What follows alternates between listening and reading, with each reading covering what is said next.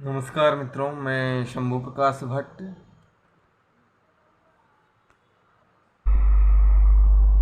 आपका इस YouTube channel Sanskrit education में हार्दिक स्वागत एवं अभिनंदन है। आज से जो है UGC नेट JRF की तैयारी कराई जा रही है इस YouTube चैनल के माध्यम से। संस्कृत 7373 कोड की तैयारी कराई जा रही है। इसमें जो है सबसे पहला यूनिट है वेद वाला। वेद में आज हम जो है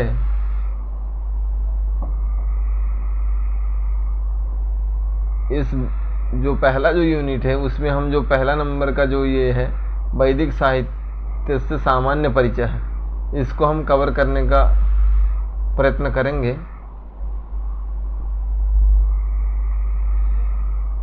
ठीक है, आगे चलते हैं।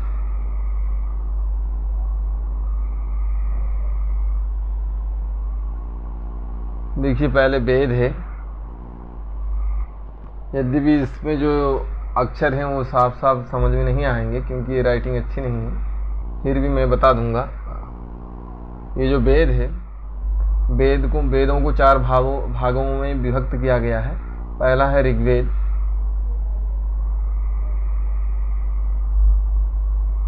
दूसरा है यजुर्वेद, तीसरा है सामवेद और अथर्ववेद। अब यहाँ पर जो ऋग्वेद है, ऋग की व्युत्पत्ति की गई है। ऋच्यते स्तूयते अनया इति ऋक्। ऋच्यते माने जिसके द्वारा देवताओं की स्तुति की जाती है उसे ऋक् कहते हैं। ये हो गया। और ऋग्वेद ऋच्यते स्तूयते अनया इति ऋक्। शस्त्र कहते हैं अप्रगीत मंत्र साध्या स्तुति को शस्त्र कहते हैं। जो अप्रगीत माने जो न गा करके, जिसमें गान न हो करके जिन मंत्रों के द्वारा साधनीय जो स्तुति है उसे शस्त्र कहते हैं। यद्यपि एक श्लोक है, उसको हम बाद में बताएंगे। यहाँ पर जो ऋग्वेद है वो स्तुति प्रधान वेद है। एक मिनट, एक श्लोक है।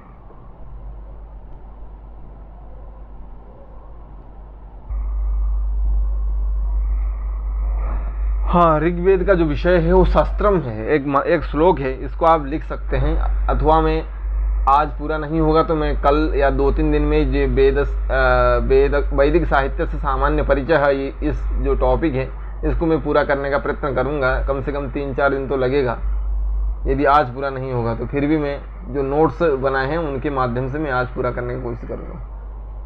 जो ऋग्वेद है उसका विषय है शस्त्रम। और शस्त्र क्या है तो अप्रगीत मंत्र साध्या स्तुति है।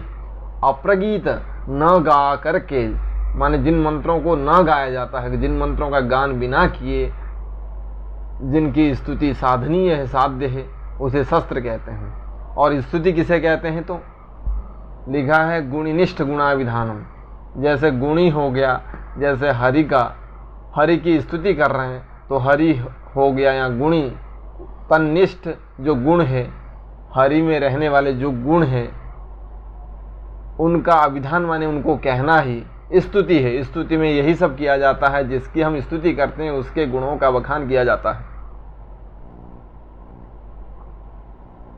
और ऋग्वेद को होत्रिवेद भी कहते हैं। एक श्लोक है, अभी लिख सकते हैं या हम बाद में बता भी देंगे।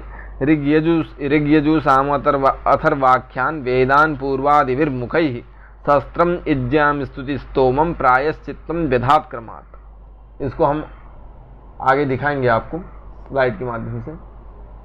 ऋग्वेद को जो है होत्रिवेद भी कहते हैं क्योंकि ऋग्वेद का जो ऋत्विक होता है वो होता है, जो प्रधान ऋत्विक होता है वो होता है, इसलिए होत्रिवेद कहते हैं। अब जो होता है, ऋग्वेद का जो ऋत्विक होता है उसके 3 सहायक होते हैं। उनमें पहला होता है, दूसरा प्रशास्ता, इसी को मैत्रावरण भी कहते हैं। ये होत्रीगण में ये चारों का समावेश होता है। पहला होता है, उसके सहयोगी 3 होते हैं, प्रशास्ता, इसी को मैत्रावरण भी कहते हैं।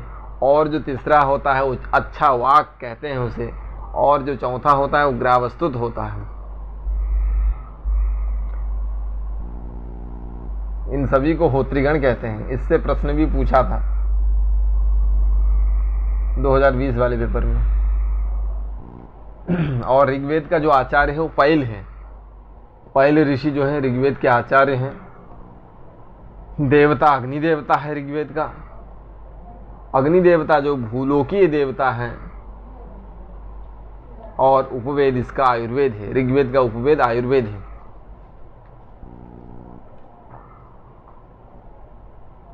इसकी शाखाएं महाभाष्यकार पतंजलि ने कहा है, एक विंशतिता बाहवृत्यम, 21 ऋग्वेद की शाखाएं हैं, ऐसा महाभाष्य में वर्णन मिलता है। तो अभी जो है उपलब्ध जो शाखाएं हैं, एक शाकल शाखा है, दूसरा बास्कल, आश्वलायन, शांखायन और मांडुकायन, ये जो 5 शाखाएं इस समय उपलब्ध हैं।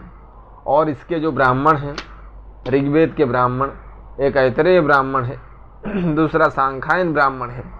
इसी को कौशितकी ब्राह्मण भी कहते हैं। ऐतरेय ब्राह्मण में 40 अध्याय हैं और सांखायन ब्राह्मण में 30 अध्याय हैं। और हम आगे चलते हैं।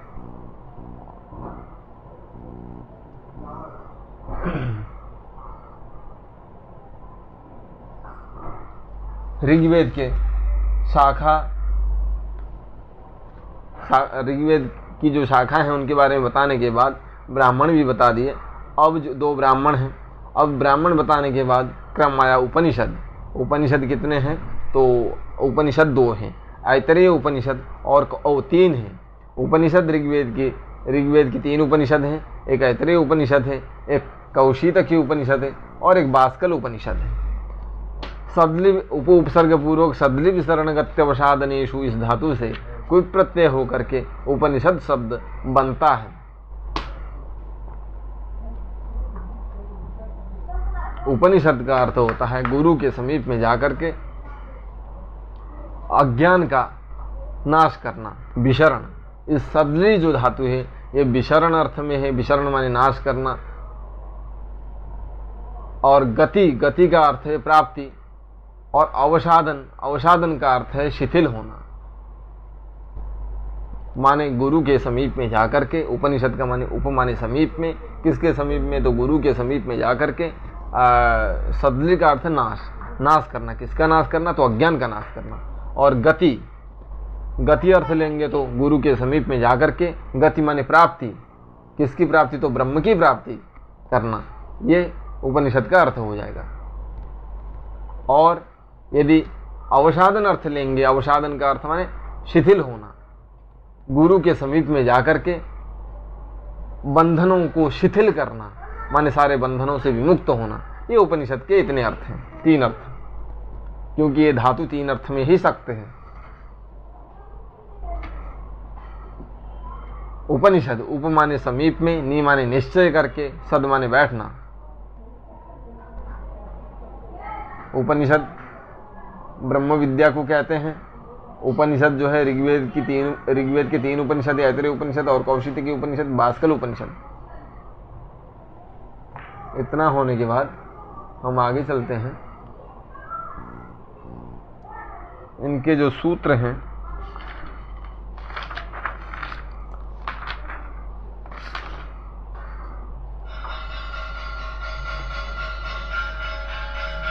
इनके जो कल्प सूत्र हैं, उन कल्प सूत्र के बारे में हम बताते हैं। जो कल्प सूत्र हैं, इन कल्प सूत्रों को 4 भागों में, 4 सूत्रों में विभक्त किया गया है। कल्प सूत्रों में पहला स्रोत सूत्र होता है, गृह सूत्र होता है, सुलभ सूत्र होता है, धर्म सूत्र होता है। ऋग्वेद का स्रोत सूत्र में सांखायन स्रोत सूत्र, आश्वलायन स्रोत सूत्र, ये 2 स्रोत सूत्र आते हैं। और गृह सूत्र में आश्वलायन, सांखायन, कौशितकी, ये 3 जो है गृह सूत्र आते हैं। और सुलभ सूत्र इसका कोई भी नहीं है। और धर्म सूत्र वशिष्ठ धर्म सूत्र है। आगे चलते हैं।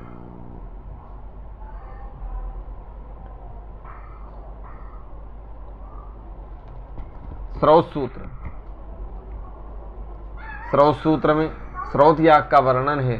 स्रोत याग जो है हविर याग और सोम याग। स्रोत याग के 2 भेद हैं, हविर याग और सोम याग। स्रोत सूत्र में स्रोत याग का वर्णन है। और स्रोत सूत्र के 2 प्रकार हैं, एक हविर याग, दूसरा सोम याग। और गृह सूत्र में पाक याग, पाक संबंधी यहाँ पाक यज्ञ का वर्णन इस गृह सूत्र में मिलता है।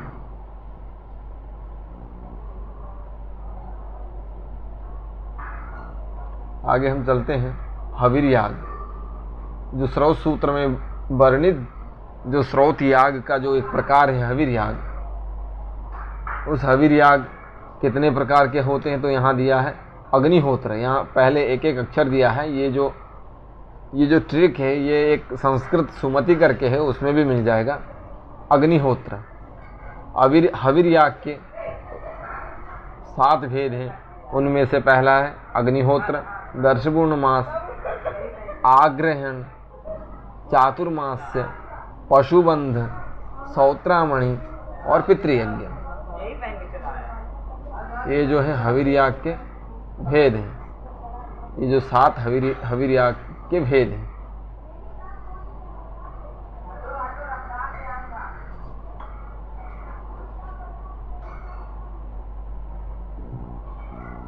ये पितृयज्ञ है। अब आगे चलते हैं हम, क्योंकि जो हविर याग है वो स्रोत सूत्र में वर्णित स्रोत याग का पार्ट है, भाग है, माने प्रकार है। उस हविर याग के इतने भेद होते हैं, 7 भेद होते हैं। अग्निहोत्र, दर्शपूर्णमास, आग्रयण, चातुर्मास्य, पशुबंध, सौत्रावणी, पितृयज्ञ। ये भी परीक्षा की दृष्टि से महत्वपूर्ण है। और जो सोम याग, उसी स्रोत सूत्र में वर्णित जो स्रोत याग का भाग है सोम याग। सोम याग भी 7 प्रकार का होता है।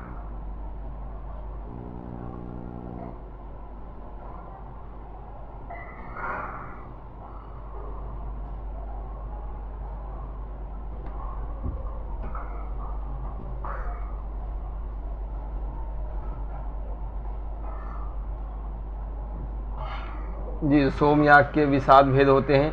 अग्निष्टोम, अ से अग्निष्टोम और अव्यग्निष्टोम, और उ से उक्त, सो से षोडशी, वाजपेय, अतिरात्र, आतोर्माम। ये 7 जो हैं सोमयाग के भेद होते हैं। आगे चलते हैं।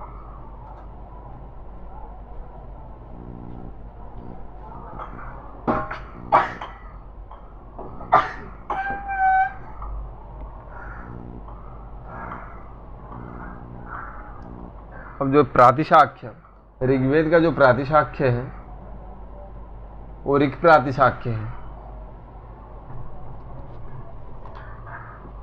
जिसके रचयिता जो है शौनक हैं और शिक्षा जो है पाणिनीय शिक्षा है और शैशिरीय और आपिशालीय स्वारांकुशा षोडश श्लोकी,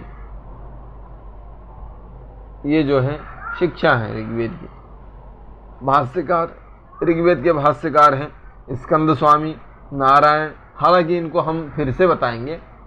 स्कंद स्वामी है सबसे प्राचीन, फिर नारायण है, उद्गीत है, वेंकट माधव है, माधव भट्ट है, धानुष्केज्वा है, आनंद तीर्थ है। इन्हीं को मध्व भी कहते हैं, मध्वाचार्य भी यही थे। और आत्मानंद सायण, ये ऋग्वेद के भाष्यकार हैं।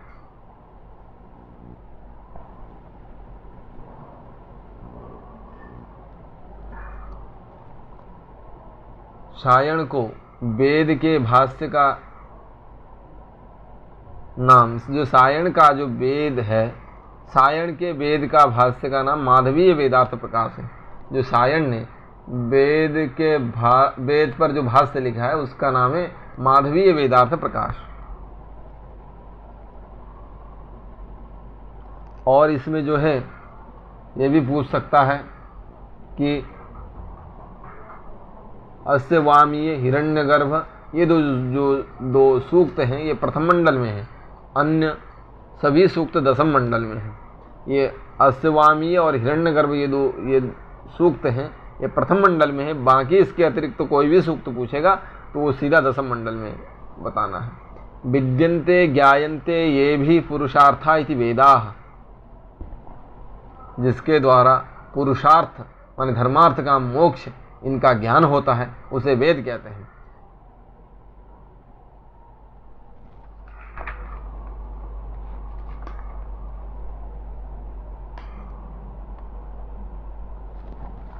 और इष्ट प्राप्ति अनिष्ट परिहारयो अलौकिकम उपायम यो ग्रंथो वेदेति स वेदः। ये जो है ये भी पूछ सकता है। यहाँ इष्ट प्राप्ति, यहाँ दृष्ट जैसा दिखाई दे रहा है, ये इष्ट बना लेना है। इष्ट की प्राप्ति, अनिष्ट का परिहार, ये दोनों बातें, ये जो लौकिक उपाय जो बताता है जो ग्रंथ, वेदेति माने बोधयति सह वेदः, उसे वेद कहते हैं। ये ऋग्वेद का सामान्य परिचय हुआ, यद्यपि ये कुछ नहीं है। यदि 15 मिनट हो गया है, मैं कल से जो है ज़्यादा से ज़्यादा पढ़ाने का प्रयत्न करूँगा। आज इतना ही, क्योंकि मुझे भी कोई काम है, इसीलिए इतना कहते हुए मैं अपनी वाणी को विश्राम देता हूँ। सभी को नमस्कार।